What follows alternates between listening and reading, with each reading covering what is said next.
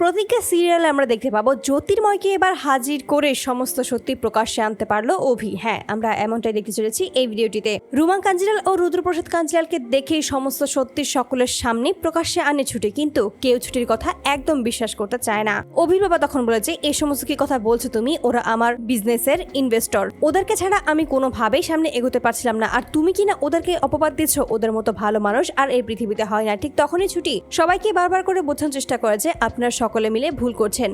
এই রুদ্রপ্রসাদ কাঞ্জিলাল এবং তার বোন রুমা কাঞ্জিলাল তারা একত্রে মিলে কতগুলো খুন করছে তা আপনারা নিশ্চয়ই জানেন না।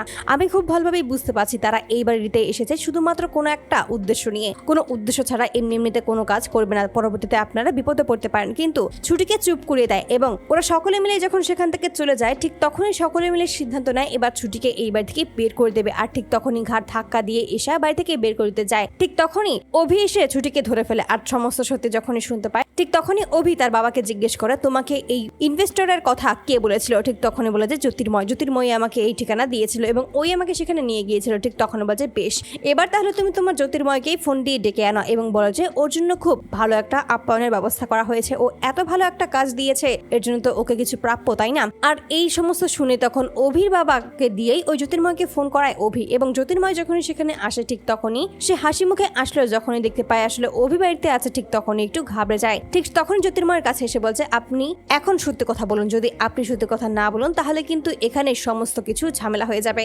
আপনাকে কিন্তু আমি পুলিশে বাধ্য হব এবং আপনি যে সমস্ত কাজ করেছেন তার সমস্ত প্রমাণ আমার কাছে রয়েছে। আর এতে করে খুবই ভয় পেয়ে যায় জ্যোতির্ময়। ঠিক তখনই সমস্ত সত্যি কথা বলে দেয় এবং বারবার করেই অভির বাবার কাছে ক্ষমা চায়। ঠিক তখন বলছে, আমাকে আপনি ক্ষমা করে দেবেন, আসলে আমাকে বলেছিল যে আপনাকে যেভাবেই হোক না কেন এই সমস্ত টাকা যেন ধরিয়ে দেয়। আর এতে করেই তখন ওদের অন্য একটা কাজ হাসিল করবে। ঠিক তখন বলছে, কি কাজ? নিশ্চয়ই দেবদত্ত বাবুর কেসের ব্যাপারে। ঠিক তখন জ্যোতির্ময় বলেছে, হ্যাঁ, ওই কেসের ব্যাপারেই আসলে যেন অভি না থাকতে পারে তার জন্যই এই সমস্ত ঝামেলা করার জন্য এই টাকাগুলো আপনাকে দেওয়া হয়েছে। আর এতে করে জ্যোতির্ময় থেকে সত্যিটা শুনেই খুবই অবাক হয়ে যায় সকলে, কেউ বুঝতেই পারছে না আসলে এমনটা কেন হচ্ছে। ঠিক তখনই ছুটি বলেছে, আমি তো আগেই বলেছিলাম কিন্তু আপনারা কেউ আমার কোনো কথা বিশ্বাসই করেননি। ঠিক তখনই বুঝতে পারে যে ছুটি আসলে সত্যি কথাই বলেছে এবং ওদের পরিবারকে বাঁচানোর জন্যই এ সমস্ত করেছে। ঠিক তখনই সকলে মিলে ভুল বুঝতে পারে এবং ছুটির কাছে ক্ষমা চায়। অপরদিকে জ্যোতির্ময় বারবার করে ক্ষমা চেয়ে বলেছে, আমাকে আপনারা ক্ষমা করে দেবেন, আমি আসলে এই সমস্ত কাজ করতে চাইনি, শুধুমাত্র টাকার বিনিময়ে এই সমস্ত কাজ করতে রাজি হয়েছি, তাই আমার অনেক বড় ভুল হয়ে গেছে, আমাকে তুমি ক্ষমা করে দিও অভি। তো বন্ধুরা, তোমরা কি চাও জন্য এবার এভাবেই ওই জ্যোতির্ময়কে হাজির করে যেন সমস্ত সত্যিটা প্রকাশ্যে আনতে পারে অভি? আসলে ছুটি যে সমস্ত সত্যি কথাই বলেছে এটা যেন প্রমাণ করতে পারে এবং ছুটিকে আবার তার হারিয়ে যাওয়া সে সম্মান ফিরিয়ে দিতে পারে। অবশ্যই তোমরা তোমাদের মতামত জানিয়ে দিও। ধন্যবাদ।